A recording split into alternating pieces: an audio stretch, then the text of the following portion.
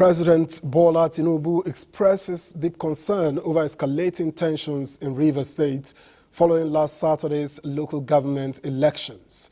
Amid reports of arson and explosions, the president has called on Governor Siminalayi Fubara, along with other political leaders and their supporters, to show restraint and respect the rule of law in these critical times. Meanwhile, governance at the grassroots takes a new shape in several states as the governors of Rivers, Jigawa, Akwa Ibom, and Benue officially swear in newly elected local government chairmen, marking a significant moment in local democracy as these leaders step up to steer their communities. In another development, the Arewa Youth for Peaceful Coexistence has issued a strong appeal to Nigeria's political class, urging them to safeguard the autonomy of local governments and uphold the rule of law to preserve the survival of the country's third tier of government. Welcome to Political Update. I am Victor Azo, stepping in for your regular host, Fisayo Ogunfuyi.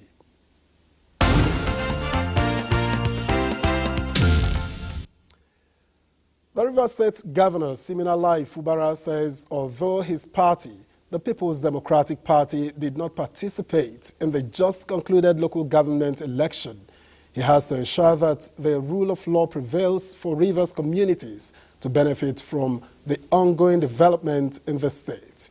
Governor Fubara stated this during the swearing-in of 23 local government chairmen who emerged winners at the October 5th local government council elections in the state.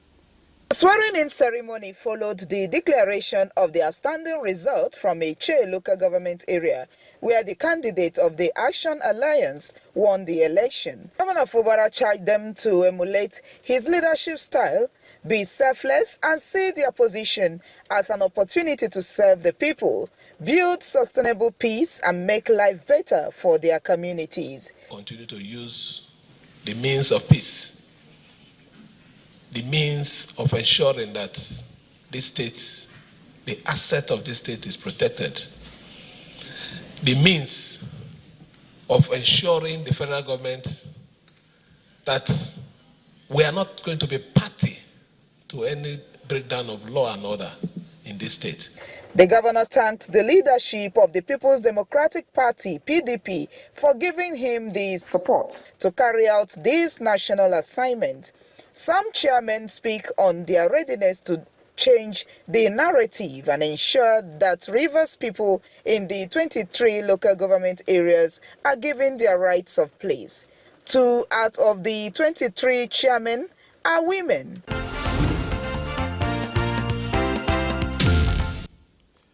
Elsewhere, Jigawa State Governor Umar Namadi has sworn into office the newly elected local government chairmen, urging them to remain steadfast at their duty posts, listen to their people, and address development challenges at the grassroots. Meanwhile, the All Progressives Congress APC won all the 27 local government chairmanship seats in that state. 11 political parties participated in the Saturday, the 5th of October 2024 local government election in Jigawa State. However, the All Progressives Congress APC has won the election with landslide victory. These are the winners of the election, taking their oath of office and allegiance to the Constitution of the Federal Republic of Nigeria in virtues.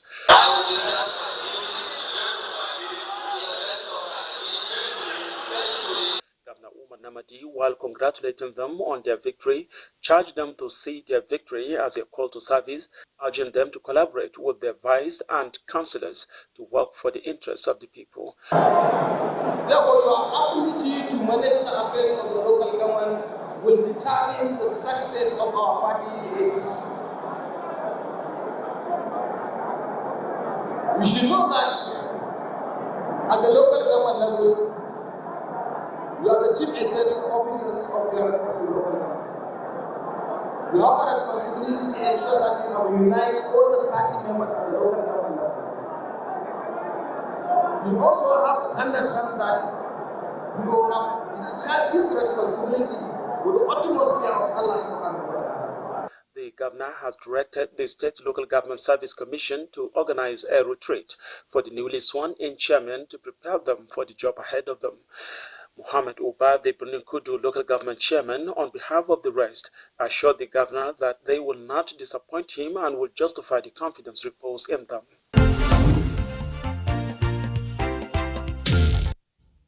And in Benue State, newly elected local government council chairmen have been told to de-emphasize personal gains but uphold due diligence and selflessness in the discharge of their duties. Governor Hyacinth earlier gave the charge at the swearing-in ceremony of the chairman at the Government House, Makurdi. The swearing-in of the 23 local government council chairmen follows their victory in the October 5th council polls held across the state. Governor Hyacinth earlier, while congratulating the chairman and the All Progressives Congress for their emphatic victory at the polls, urged them to uphold diligence and accountability in the discharge of their duties. The governor, who encouraged them to key into the developmental strides of his administration, also called on them to turn down personal gains but engage in meaningful dialogue with all stakeholders at the grassroots level.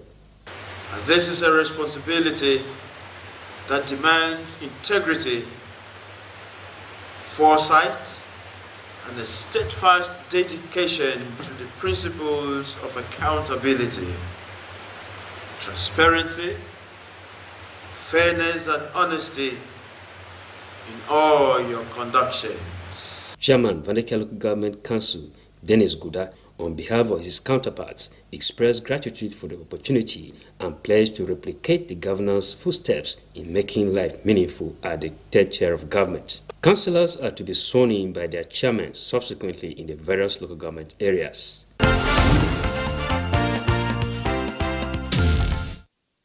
All right, with so much happening at the local council levels, but we have now been joined here in the studio by National Chairman, Inter-Party Advisory Council, IPAC, Yusuf Maman Dantale. It's a pleasure to welcome you to Political Update. Thank you. Good afternoon. Thank you for Well, a lot of happenings at the local level, but as well, the Edo State governorship election was held just recently.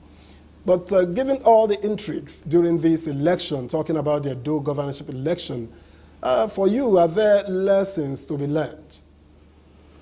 Thank you. Elections, that we know, there's no perfect election anywhere. But what we know is we have a free, fair, and credible election, at least meeting minimum standard. One of the things I will commend the people of Edo State and security agencies that there was no breakdown of law and order. There was no issue or no life lost in Edo State. Yes, there are distractions, maybe disruptions left and right, but that did not affect the overall conduct of the exercise. So election has been conducted, a winner has emerged, and for those who are aggrieved, they're already warming up to approach. Sure, some have approached the court. I'm aware that PDP have approached the court because of his counterclaim of victory. And I strongly believe the judiciary will live up to expectation and do the needful. Of course, but you did say while making your remarks that it met minimum standards. Should that be the aspiration of Nigerians when it comes to elections? Just minimum, bare minimum. The process is ongoing. INEC came out with a publication, I saw it this morning, that they will ensure they will apply the full application of electronic voting mechanism for the conduct of Ondo election. We are moving on. We are growing.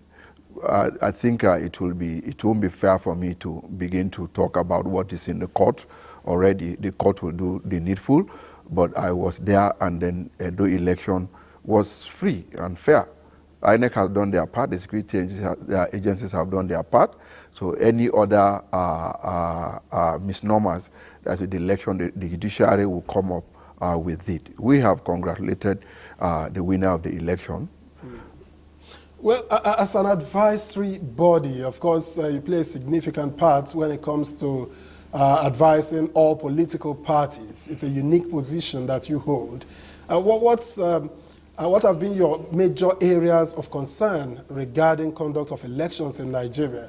And what impact has IPAC made in achieving credible election in the country?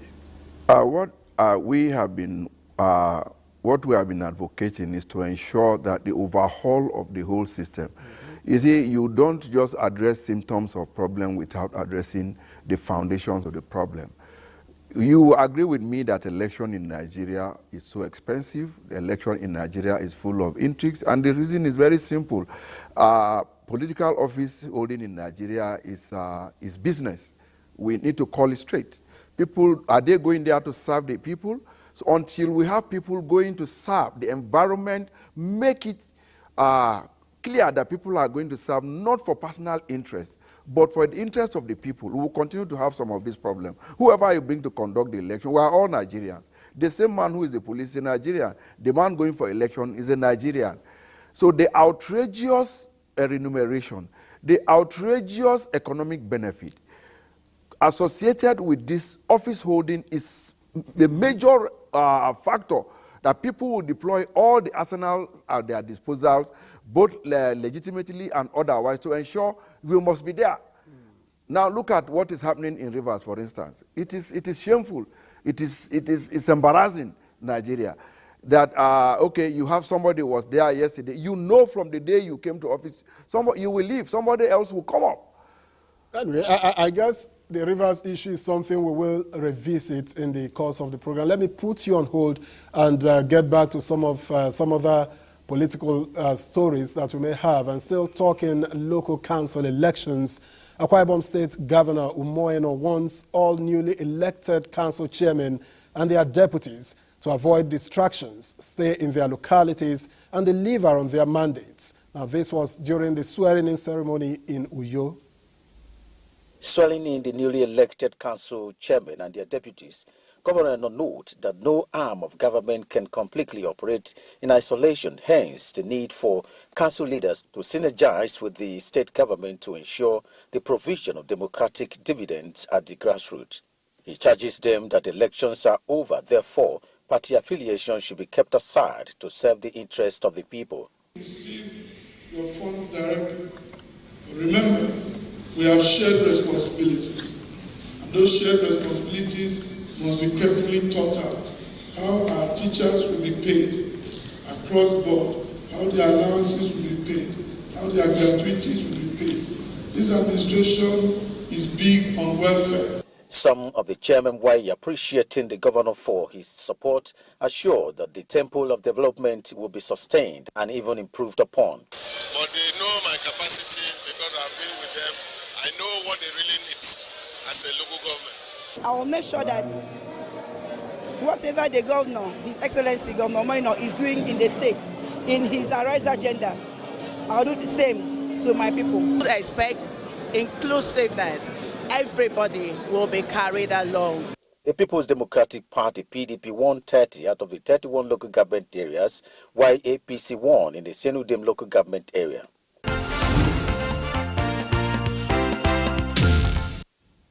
And the Arewa Youth for Peaceful Coexistence is urging the political elites to jealously safeguard the autonomy granted the third tier of government and tour the path of the rule of law at all times. Now, the youths were reacting to developments in Rivers State, describing happenings there as capable of jeopardizing the prevailing peace in the country.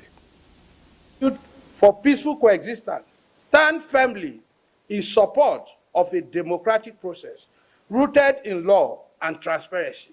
The law and transparency that brought in Asiwaju Bola Ahmed Tinubu must be sustained. We urge all stakeholders to join in advocating for accountability and integrity in our electoral system in Nigeria. Together, let us ensure that the voices of the people are respected, the voices of the genuine citizens of Rivers are respected, and that the rule of law prevails in Rivers State and across Nigeria.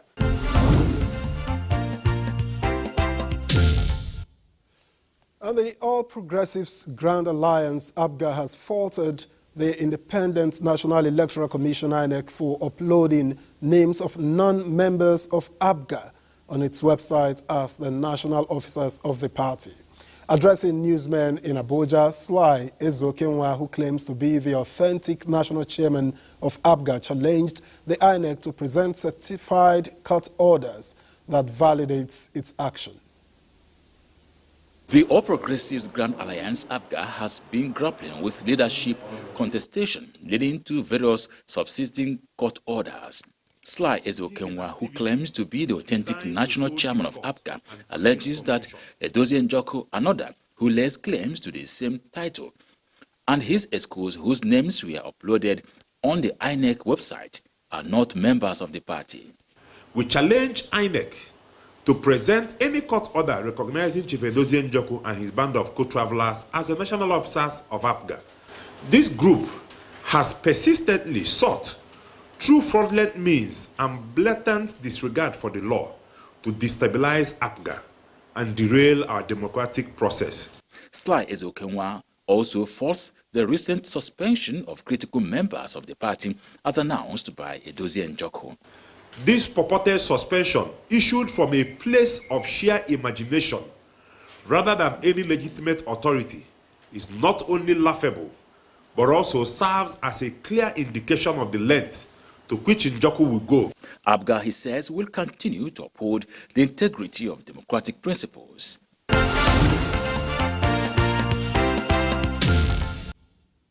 Well, let me get back to Mr. Dan Taleb, who is chairman of IPAC. Now, some state governors have conducted local council elections and the newly elected chairman, sworn in, but there's been a trend. It appears that most of the seats in all the states, or at most, in most of the states, have been won by a single political party. Why do you think this is so? The inter-party, even though the State Independent Electoral Commission is a creation of the Constitution, IPAC have always advocated for the scrapping of State Independent Electoral Commission because what they do does not meet up with minimum standard for conduct of election. It is mere coronation of loyalists of the ruling party of such state. And you cannot have democracy when there's no democracy at the third tier of government, the government that is closest to the people. And it is responsible for majority of the socio-economic problems, the insecurity we have across the local government areas. Because the local government chairmen are not in charge. They did not win election. You just see the state governor pocketing the State Independent Electoral Commission. Until it is scrapped, we cannot have any meaningful election or competition at the third tier of government. Yes, today some persons might be benefiting it, but in the interest of the generality of the people, it is evil. It must go. INEC came out recently to say what happens at the local government in the name of state independent conduct of election at local level is mere coronation of individuals. Okay, fine. Now you see the INEC is the one conducted an election at the FCT. The state independent, here recently in Rivers State, a court came out to say do not give a voters register a name of the voters register to State Independent Electoral Commission. What it means is that they do not even have the requisite arsenals for the conduct of election. The State Independent Electoral Commission do not have voters register, they do not have PVC, they do not even have ballot boxes. They do not delimitate these constituencies. What do they have? Nothing. All the things you use in the conduct of election is provided to them by INEC. So why won't you allow the same INEC to conduct election? INEC conduct election, all elections in the presidential election, state assembly election, senatorial and rep, all these elections go down to the same words that these elections are being conducted. So what reason are we advocating for not taking State Independent Electoral Commission away? Well, some have argued, I think critics have argued that the independent National Electoral Commission has a lot on its hands, and adding local government to it will overwhelm them. INEC came out to defend. INEC said we have the capacity to conduct this election. Why not let's give them the try? INEC said we have, the same body said we can before the National Assembly. The INEC chairman under the leadership of Professor Mahmoud Yakub said we have the capacity to conduct local government elections. So what are we saying? All right, and going forward beyond handing local government elections to INEC, what would be your advice to ensure that we get it right in terms of conduct of credible elections at all levels? We should come together as Nigerians. I think, let me start by applauding what the President of the Federal Republic just did, President Asiwaju Ahmed Bola Tinubu, for convocating a youth summit, or proposing the convocation of a youth summit, which is coming up. I really, because there was a time I made proposal for that, so that we sit down and talk. What do we really want? Nigerians need to sit down and talk. What do we really want? Is it government that will represent the interests of the people or interests of a few individuals? We are all guilty, including me. We are guilty as politicians. We are not looking for this power. Why are we looking for this power? Yesterday, our secretariats, local government secretariats are being burned down because the interest of some people is not. It is madness. It is stupid. The same people you claim you want to serve, you are destroying the common interest, the common patrimony of that people. What are we? Does that make sense? But I equally applaud the president for coming out to call on the governor. And I want the governor of Rivers State to take this seriously, that you should ensure that there is peace and order. What that means is an endorsement that you are the chief security officer of the state. The ball stop on your table. Because I saw a publication that the governor said that the president mentioned. No, from mentioning your name as a governor, it is an endorsement of what you have done. And directing the IGP to provide security. What it means is do the needful. If there's any support you need, revert to the president to support you, to take charge, full charge of your state. That's my understanding of that call. Indeed, let's hope that the Rivers State governor will also understand it the way you have understood it, and get across to Mr. President if for any reason he is unable to contain the crisis in Rivers. Thank you very much, Yusuf Maman Dantale, National Chairman, Inter-Party Advisory Council, IPAC. It's been a pleasure engaging with you on the program. You're welcome. Thank you. And that's a political update for today. We urge you to keep a date with us on Friday, when hopefully Fisai or Gunfuyi will be back with you. I am Victor Azo. Bye for now.